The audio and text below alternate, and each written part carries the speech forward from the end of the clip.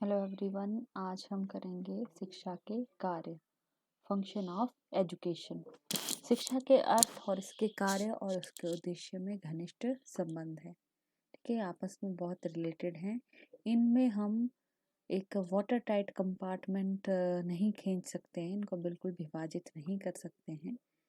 तो और इन चीज़ों को कहने समझने के लिए कि शिक्षा क्या है, शिक्षा का अर्थ होता है शिक्षा क्या है, शिक्षा के कार्यों का अर्थ है शिक्षा क्या करती है, शिक्षा के उद्देश्यों का अर्थ है कि शिक्षा को क्या करना चाहिए। ठीक है, और शिक्षा का जो कार्य क्षेत्र है वो बहुत व्यापक है, क्योंकि हमारे जीवन के हर क्षेत्र में शिक्षा का डायरेक्टली और इनडायरेक्टली प्रभाव पड़ता ही पड़ता है। ठीक है, तो डेनियल वेबस्टर ने अपने शब्दों में कहा है कि शिक्षा का कार्य भावनाओं को अनुशासित, आवेगों को नियंत्रित, प्रेरणाओं को उत्तेजित तथा भावनाओं को विकसित करना है। तो उन्होंने बहुत क्लियरली बताया है कि शिक्षा का कार्य क्या है, कि शिक्षा हमारी भावनाओं को अनुशासित करती है, हमारे आवेगों को नियंत्रित करती है और हमारी प्रेरणाओं को उत्तेजित करती है और हमारी भावनाओं को विकसित करती है। जॉन डीवी के अनुसार शिक्षा का कार्य असहाय प्राणी के विकास में सहायता पहुंचाना है। ये जो असहाय प्राणी है उसकी सहायता कौन कर सकता है? शिक्षा ही उसकी सहायता कर सकती है, और शिक्षा के द्वारा वह सुखी, नैतिक और कुशल मानव बन सकता है। आइए अब हम बात करते हैं कि शिक्षा के सामान्य कार्य क्या है। What are the general functions of education. तो सबसे पहला कार्य यह है जन्मजात शक्तियों का विकास करना। तो जब हमने शिक्षा का अर्थ किया था उसमें भी हमने पढ़ा था कि हर व्यक्ति के अंदर कुछ जन्मजात शक्तियाँ होती हैं। वो जन्मजात शक्तियाँ क्या होती हैं? जैसे प्रेम, जिज्ञासा, कल्पना, तर्क, आत्मसम्मान, ये सारी जन्मजात शक्तियाँ हर व्यक्ति में होती हैं। तो शिक्षा का कार्य क्या है? कि इन जन्मजात शक्तियों का विकास करना। दूसरा है व्यक्तित्व का सर्वांगीण विकास करना। शिक्षा का जो दूसरा कार्य है वो क्या है? All round development of personality.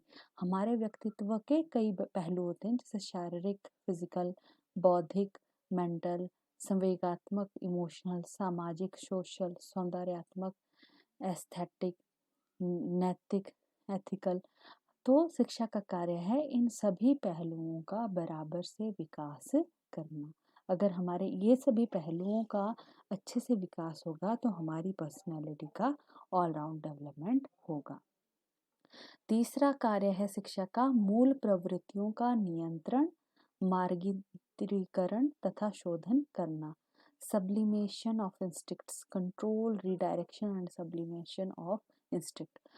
प्रत्येक जीवित प्राणी जो संसार में जन्म लेता है उसके अंदर कुछ मूलभूत प्रवृत्तियां होती हैं, और इन मूलभूत प्रवृत्तियों का अगर कंट्रोल ना करें, अगर इनको प्रॉपर डायरेक्शन ना मिले, तो व्यक्ति जो है वो एक जानवर के भांति व्यवहार करेगा। और व्यक्ति और जानवरों में क्या फर्क होता है कि मनुष्य में कई तरह की मानसिक शक्तियां होती है, जैसे चिंतन करने की, सोचने समझने की, तर्क लॉजिक लगाने की, विवेक बुद्धि होती है, निर्णय लेने की क्षमता होती है।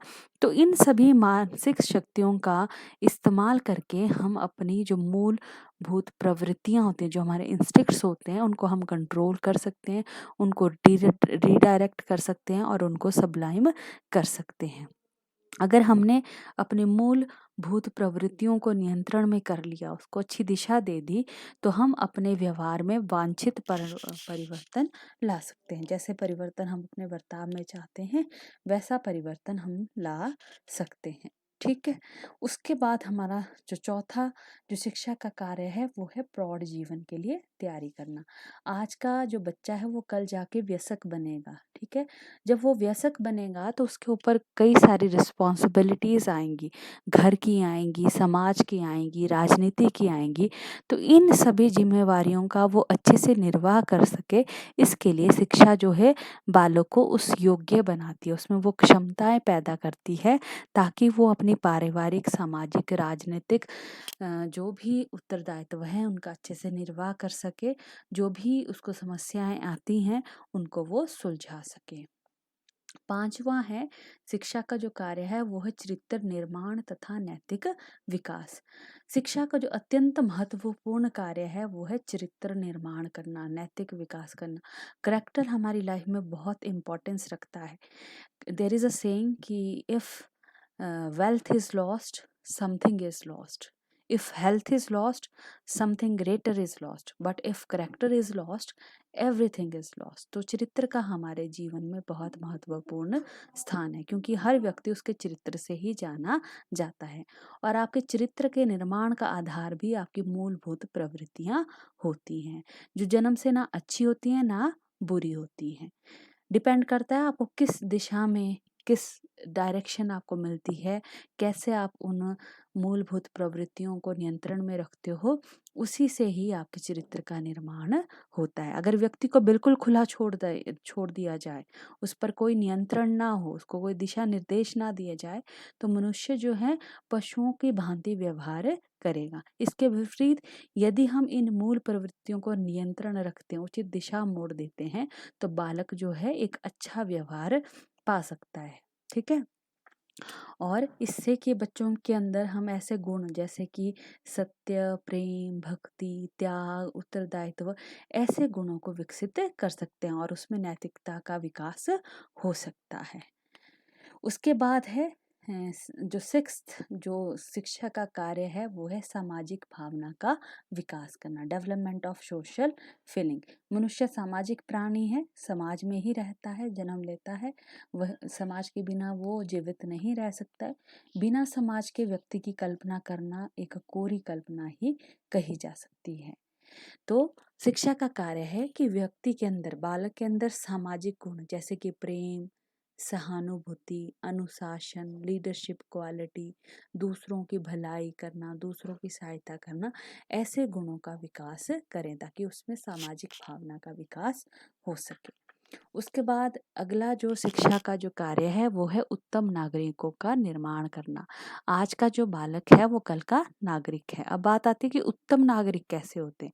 तो उत्तम नागरिक वो होते हैं जिनमें कि ऐसे गुण होते हैं कि जो सत्य प्रेमी हो, सत्यता हो, जिनमें ईमानदार हो, देशभक्त हो, कर्तव्य परायणता हो, अपने कर्तव्य के प्रति हो, डेडिकेटेड हो, जिनमें नेतृत्व आदि के गुण पाए जाते हैं। और ये सारे गुण जो हैं ये शिक्षा ही उसमें डेवलप कर सकती है।